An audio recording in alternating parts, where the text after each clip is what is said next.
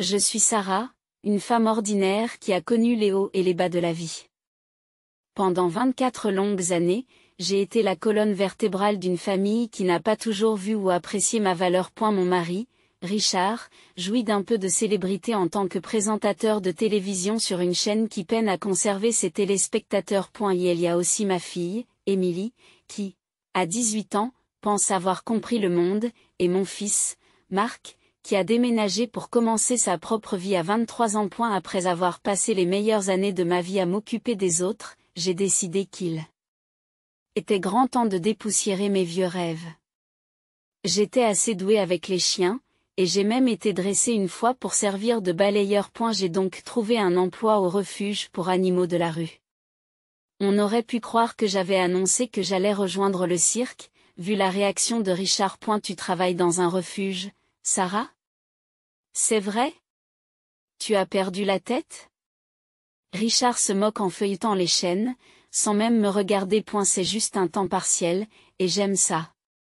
Ça me rend heureuse, répondis-je, essayant de garder mon garçon stable face à son dédain. Heureux? Nous ne sommes pas des adolescents, Sarah. Grandis un peu. C'est gênant que tu passes du temps avec ces animaux errants. Que vont dire les gens?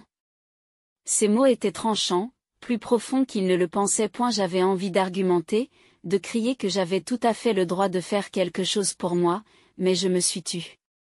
Se battre avec Richard, c'était comme parler à un mur de briques, en moins gratifiant. Émilie n'était pas mieux. Elle est entrée, son téléphone collé à la main comme toujours, et a roulé des yeux en nous voyant. Maman, tu es toujours sur cette histoire de refuge? Pourquoi tu ne peux pas faire quelque chose de cool, comme créer un blog de mode ou autre, parce que les chiens sont ce que j'aime, et aime. Je pensais que tu serais heureuse pour moi, ai-je répondu, sentant la douleur de ces mots. Je souffrais que ma propre fille trouve ma passion si indigne. Les chiens? Vraiment, maman? C'est vraiment triste. Il faut que tu te mettes à la page, a-t-elle raillé, ces mots dégoulinant de condescendance adolescente alors qu'elle s'affalait sur le canapé. J'ai soupiré et j'ai regardé Richard à la recherche d'un peu de soutien, mais il était trop occupé à soigner son image devant le miroir, à s'agacer d'une tache sur sa cravate. Richard, tu entends comment elle me parle? Il m'a à peine jeté un coup d'œil, ajustant sa cravate. Et si tu te comportais plus comme quelqu'un de son âge que tu pourrais respecter, peut-être qu'elle ne te parlerait pas comme ça. Ça m'a piqué. C'est vrai. Le rejet de ces deux personnes m'a rappelé froidement ce que ma vie était devenue. Ignorée et sous-estimée. Mais plus maintenant. Ce travail au refuge, c'était le mien. C'était quelque chose que j'aimais, quelque chose qui me ramenait à la vie, après des années passées à être tout ce dont ils avaient besoin. Je me suis couchée ce soir-là avec un plan. Je n'allais plus les laisser me démolir. J'étais douée avec les animaux et le refuge avait besoin de moi. Peut-être, juste peut-être, que c'était ma chance de me retrouver, après toutes ces années passées dans l'ombre de ma famille. Richard a toujours eu le souci de l'apparence, de ses vêtements impeccables, de ses cheveux impeccables, de tous les aspects de sa personnalité publique, poli jusqu'à l'éclat. J'ai passé la plus grande partie de notre mariage à m'assurer que ses costumes ne peluchaient pas, que les plis étaient assez nets pour couper du verre. L'image est primordiale dans mon domaine, Sarah, tu le sais, me rappelait-il constamment, comme si je pouvais l'oublier. Ces derniers temps, pourtant, quelque chose en moi avait commencé à déraper. J'oubliais des choses simples, comme la façon dont il aimait son café, ou l'heure de sa prochaine émission. Tu ne rajeunis pas, plaisantait-il. Mais l'arrogance était toujours là, cachée sous son rire. Ce soir-là, la tension plane sur le dîner, comme un nuage d'orage. Émilie, toujours l'écho de son père, était occupée à envoyer des SMS sous la table, touchant à peine à sa nourriture. Je servais son café à Richard, les mains tremblantes à cause du stress de la journée. Sarah, où est la cardamome? Je ne l'ai pas demandé? Tu ne peux pas faire une chose correctement? Sa voix était tranchante, chaque mot était une piqûre d'aiguille dans mon esprit déjà dégonflé. Je croyais l'avoir ajouté. Laisse-moi arranger ça. Marmonnai-je en fouillant dans l'armoire à épices, tandis qu'il tapait du pied avec impatience. En me regardant, Richard poussa un gros soupir. C'est comme si tu n'étais plus là. Tu es tellement dispersé. Le sachet de cardamome a glissé de mes doigts, éparpillant les graines sur le carrelage. Oh, bon sang! M'exclamai-je, plus à moi-même qu'à lui. Richard roula des yeux, et Émilie laissa échapper un grognement de rire depuis la table. Maman perd la boule, papa point sérieusement, elle n'arrive même pas à gérer les épices. Elle se moque, sa voix s'éraille de dédain. Je suis désolée, d'accord? J'essaie. J'ai dit, la voix basse, l'embarras me brûlant les joues. Richard fronça les sourcils. Tu essaies? Non, tu échoues, Sarah. Il ne s'agit pas seulement de cardamome ou de café. Tu n'es pas toi-même. Tu as besoin de voir quelqu'un, de te faire examiner. Je ne peux pas te laisser t'effondrer sur moi. Ces mots m'ont piqué, l'implication était claire, j'étais un problème qu'il fallait régler. Le rire d'Émilie résonnait dans mes oreilles, une bande sonore cruelle pour mon estime de soi qui s'effondrait. J'ai commencé à nettoyer, les graines n'étant qu'un petit désordre parmi d'autres problèmes plus importants. Je devrais peut-être consulter un médecin, murmurai-je, sans savoir si je m'adressais à Richard ou si j'essayais de me convaincre moi-même. Peut-être que tu devrais, accepta-t-il rapidement. Un peu trop rapidement, comme si l'idée lui plaisait. Le reste du dîner s'est déroulé dans le flou. J'étais là, mais pas vraiment. Les assiettes s'entrechoquaient, les fourchettes s'entrechoquaient, et mon esprit était envahi par la peur de la démence et des médecins. Après le dîner, j'ai fait la vaisselle, l'eau chaude coulant sur mes mains, tandis que mes pensées s'enfonçaient dans une spirale sombre et profonde. Richard et Émilie se sont retirés dans son bureau, à l'étage, leur voix n'étant plus qu'un murmure à travers le plafond. En plus de la mousse et de mes pensées en spirale, je n'arrivais pas à me débarrasser du sentiment d'être fondamentalement inadéquate. Étais-je vraiment en train de perdre la tête? Cette idée me terrifiait. Le samedi avait une façon de vous surprendre, avec son soleil paresseux et la promesse d'un peu de paix. J'étais en train de nettoyer la cuisine, d'essuyer les comptoirs et de fredonner une chanson sans queue ni tête quand j'ai compris que j'avais oublié la tasse de café de Richard dans son bureau à l'étage. Mes mains étaient encore un peu humides lorsque j'ai atteint le haut de l'escalier, mon esprit en pilotage automatique, planifiant ce qu'il fallait faire après avoir récupéré la vaisselle. Mais alors que je m'approchais de la porte de son bureau, des voix s'échappèrent, s'infiltrant sous la fente comme de l'eau importune. J'ai fait une pause, reconnaissant la voix de Richard, puis le ton plus léger et rieur d'Émilie. La curiosité me piqua, me poussant à m'approcher. Crois-tu que ta mère se doute de quelque chose? La voix de Richard, d'habitude si imposante à l'écran, semblait presque étourdissante. Émilie se mit à rire, de ce son aigu et tintinnabulent qui me portait sur les nerfs. Maman? Elle est trop occupée à laver les sols et à nourrir ses chiens galeux. Elle ne voit pas plus loin que le bout de son nez. La voix de Richard se réduisit à un murmure. Mais ces mots étaient clairs comme du cristal. Une fois que j'aurai amené Miranda ici, les choses changeront. Nous nous porterons mieux. Tu aimes bien Miranda, n'est-ce pas? Oh, papa, je l'aime. Elle est incroyable, intelligente, belle, tout ce que maman n'est pas. Elle a une carrière, elle gagne de l'argent. Ce sera tellement cool de la voir près de nous. Exactement, c'est ce que je pense aussi. Et une fois que ta mère sera hors du chemin, nous pourrons vivre comme nous l'entendons. Miranda est impatiente d'emménager, de prendre un nouveau départ avec nous. Mon cœur battait la chamade, la pièce tournait, un carrousel de trahison et de choc. Je me suis appuyée contre le mur, les jambes molles, le souffle court. Ce n'était pas une conversation, c'était une conspiration. Et ma famille n'était pas seulement en train de m'échapper, elle était en train de sprinter. J'y suis redescendue en titubant, l'esprit en ébullition, la terreur et l'incrédulité se disputant la place. Lorsque j'atteignis le salon, mes jambes me lâchèrent et je m'effondrai sur le canapé, mes respirations se faisant par à-coups. J'ai dû faire peine à voir, car lorsqu'Émilie est descendue plus tard, ses sourcils se sont légèrement froncés, une Fissure dans son habituelle armure d'indifférence. Maman, ça va? On dirait que tu as vu un fantôme. Sa voix, teintée d'une grande inquiétude, m'a retourné l'estomac. Je ne pouvais pas l'affronter, pas encore. J'avais besoin de temps, d'un plan. Mais qu'est-ce qu'il y a? Je suis juste fatiguée, chérie. Fatiguée des produits laitiers. J'y parvins, ma voix n'étant plus qu'un écho creux de la normalité. Bon, eh bien, si tu as besoin de quelque chose, je suppose que tu me le feras savoir. Elle haussa les épaules, son détachement se reconstituant comme une armure tandis qu'elle se détournait, me laissant à la dérive dans l'océan de mon trouble. Et la lumière du soleil se faufilait déjà à travers les rideaux lorsque je me suis réveillée.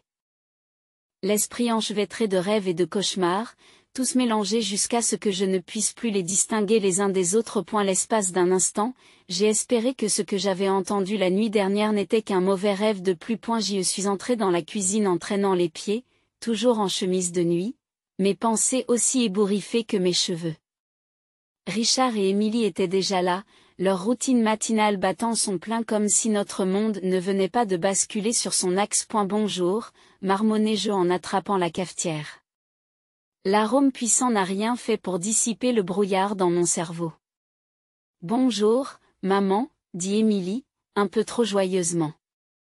Richard s'est contenté d'acquiescer, les yeux rivés sur son téléphone. Mais leurs yeux se sont croisés et ils ont partagé un sourire rapide et secret, une petite chose vénéneuse qui n'atteignait pas leurs yeux. Ce sourire, c'était comme une gifle, qui me réveillait mieux que le café le plus fort. Ils ne savaient pas que je l'avais vu, mais c'était toute la confirmation dont j'avais besoin que la nuit dernière n'était pas le fruit de mon imagination. Je me rends au refuge aujourd'hui. J'ai beaucoup de choses à faire, annonçai-je, en essayant de garder mon garçon stable. Ils l'ont à peine reconnu, se contentant de hocher la tête et de marmonner, l'esprit manifestement ailleurs. Dès que le petit déjeuner est terminé, je me dirige vers le petit café en bas de la rue, où j'avais convenu de rencontrer Marc. Pendant tout le trajet, mon cœur battait si fort que j'entendais à peine l'agitation matinale autour de moi. Marc était déjà là quand je suis arrivée, et son visage s'est illuminé d'un sourire quand il m'a vu. Maman, ça va?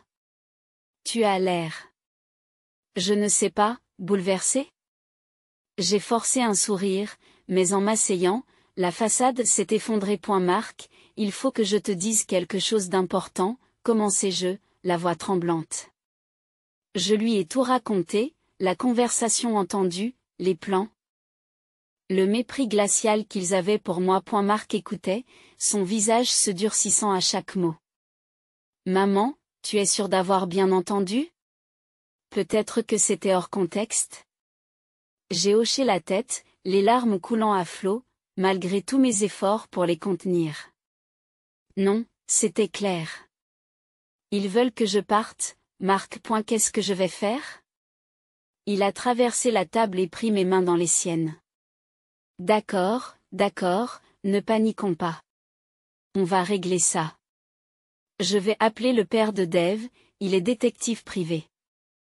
Il peut nous aider à aller au fond des choses. Fidèle à sa parole, Marc sortit son téléphone et composa le numéro immédiatement, expliquant la situation à voix basse et de manière urgente. En quelques minutes, il nous a donné rendez-vous avec le détective. Nous sommes allés dans le bureau du détective, un petit espace exigu rempli de dossiers et d'une légère odeur de vieux café.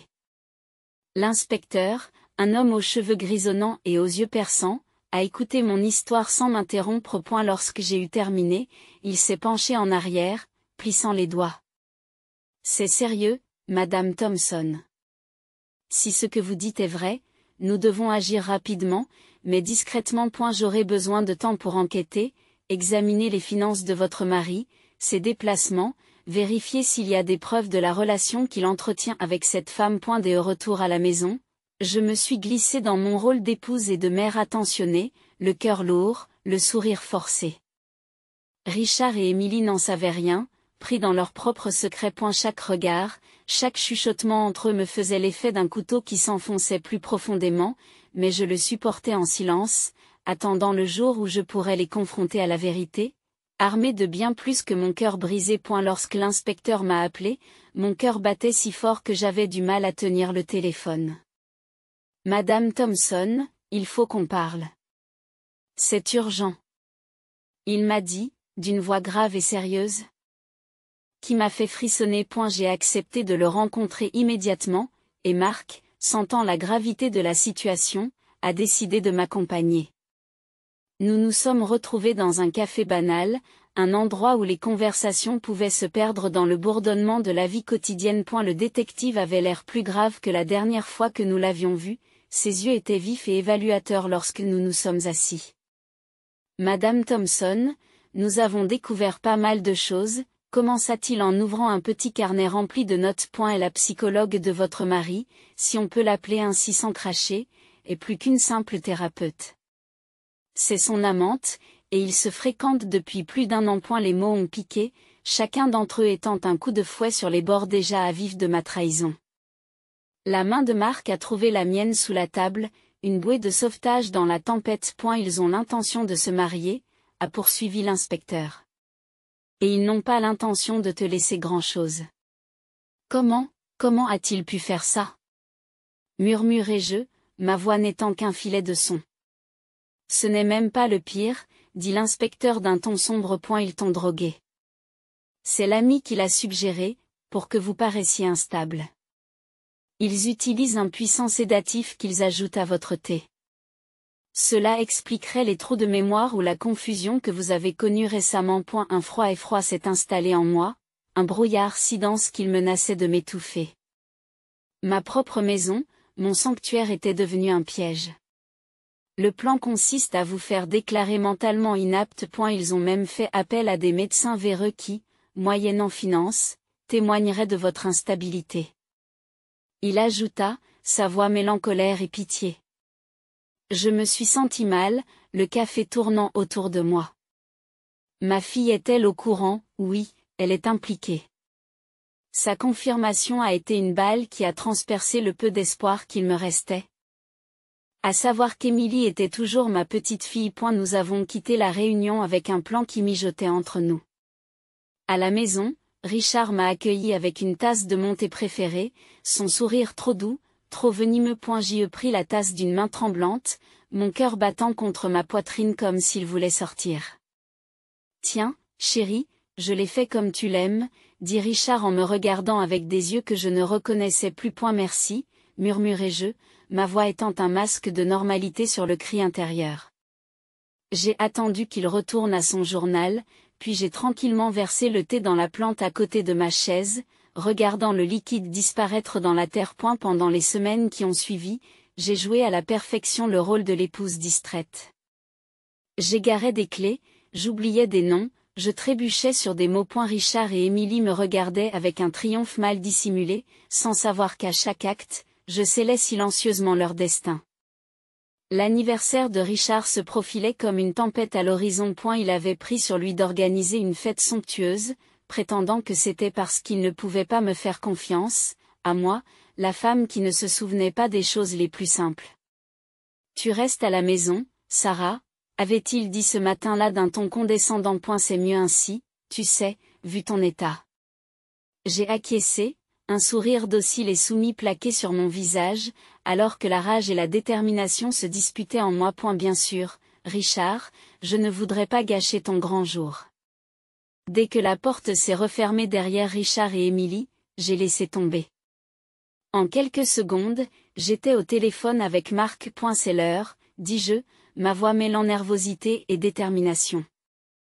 J'arrive, maman. On va leur montrer. Il m'a répondu, d'un ton aussi ferme que le mien. Habillés discrètement, nous nous sommes rendus au restaurant. Le restaurant était bondé de collègues et d'amis de Richard. Et même de sa maîtresse bien coiffée, tous réunis pour fêter l'événement.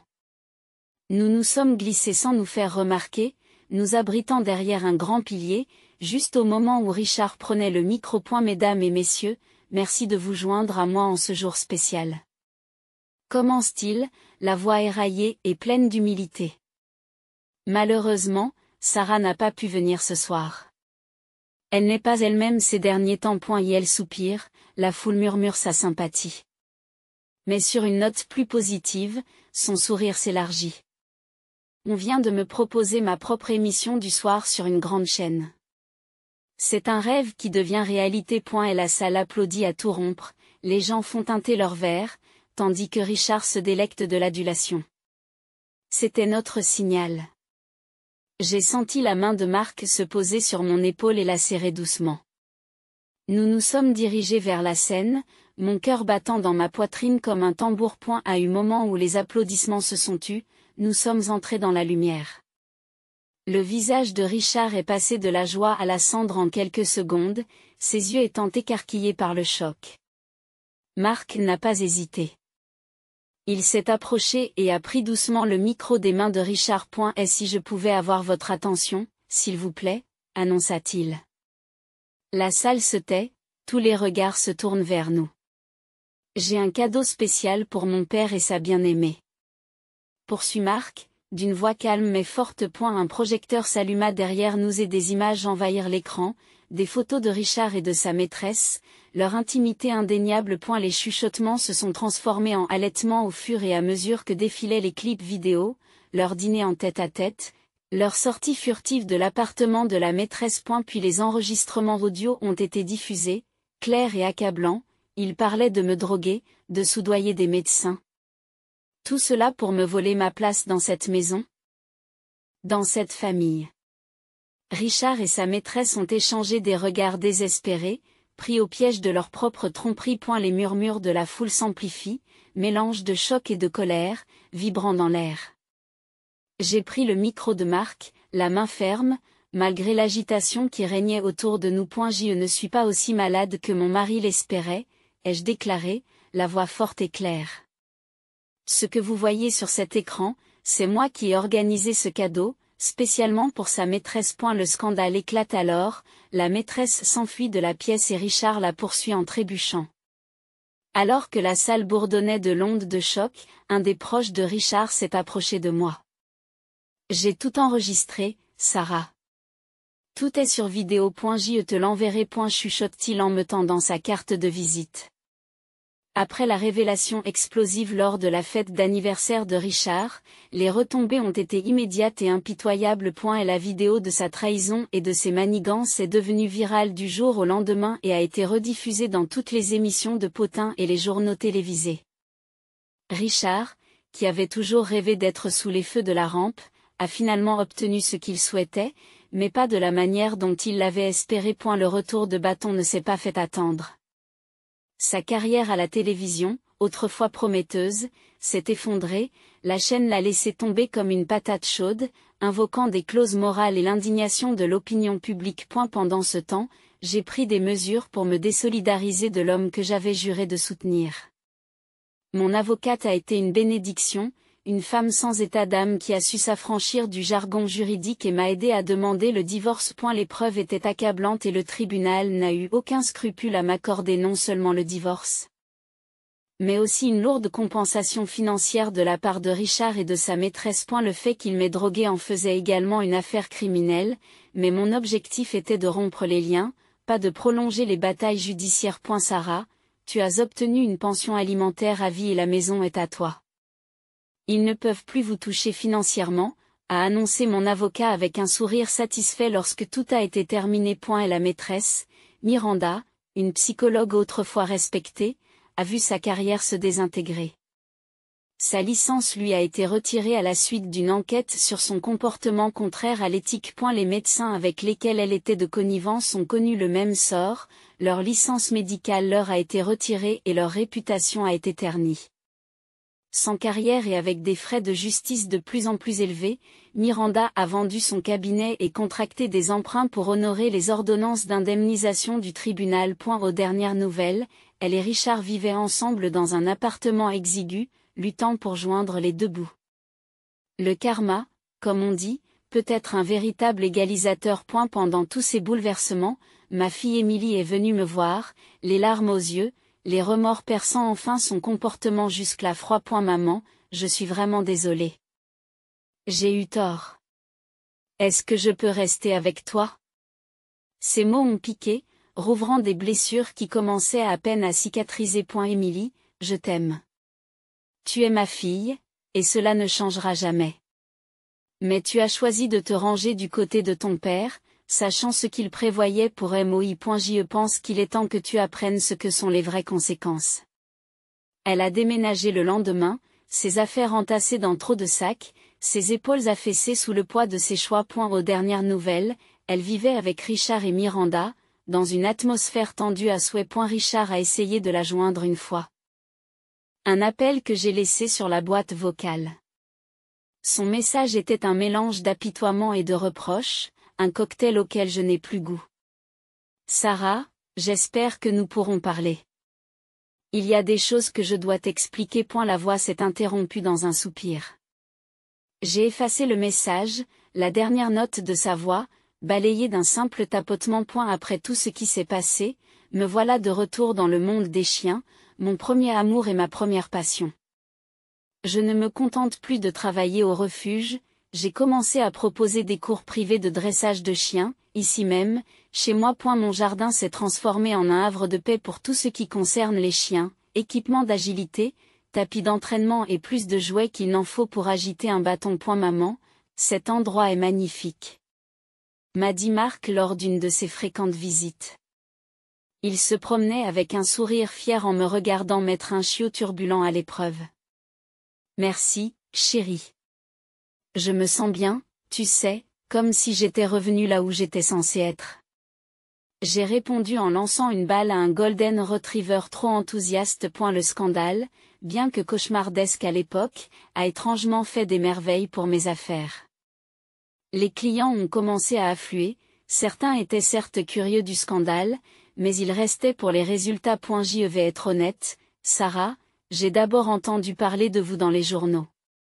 L'une de mes clientes, une femme sympathique avec un dachshund têtu, s'est confessée lors d'une séance. Mais j'ai vu comment vous avez géré Bella, et j'ai su que ce n'était pas la vérité. C'est toi. La vraie. J'ai ri et j'ai donné une tape affectueuse à Bella parce qu'elle avait enfin réussi le commandement de s'asseoir que nous avions travaillé. J'apprécie cela. C'est bon de savoir que mon quart d'heure de célébrité m'a apporté des clients vraiment sympathiques. Mais il n'y a pas que les chiens. Marc vient souvent m'aider à accomplir les tâches les plus lourdes dans le jardin, sa compagnie me rappelant constamment à quel point il y a encore du bon dans ma vie. Maman, tu as déjà réfléchi à la façon dont les choses se sont passées, tu sais, après tout? M'a demandé Marc un après-midi, alors que nous étions assis sous le porche et que nous regardions le soleil plonger sous l'horizon. Tout le temps, avouai-je en sirotant mon thé. C'était dur, vraiment dur. Mais regarde ça, je suis heureuse, Marc. Vraiment heureuse. Je ne changerai rien. Il a hoché la tête, un sourire complice se dessinant sur son visage. Je suis fière de toi, maman. Tu as transformé un gâchis en un message. Et il a raison. C'est ce que j'ai fait. Je passe mes journées à faire ce que j'aime, entouré de chiens qui remuent la queue et de nez mouillés. Et la paix et le contentement qui remplissent mes journées aujourd'hui sont des choses dont je rêvais pendant ces périodes sombres. Maman, tu crois que tu lui pardonneras un jour? Papa, je veux dire? A demandé Marc un soir, la question restant suspendue dans l'air comme de la fumée. J'y ai pensé, j'y ai vraiment pensé. J'ai tourné la page, mais pardonner? Non. Et ce n'est pas grave. J'ai appris qu'il y a des choses qu'il faut laisser faire. C'est la vérité. J'ai trouvé une force que je ne soupçonnais pas et une résistance qui m'a permis de traverser les pires tempêtes. Les journées sont longues, remplies d'aboiements et de rires, et lorsque je ferme la porte chaque soir, je regarde les étoiles, reconnaissante de la fin tranquille d'une autre journée remplie de vie.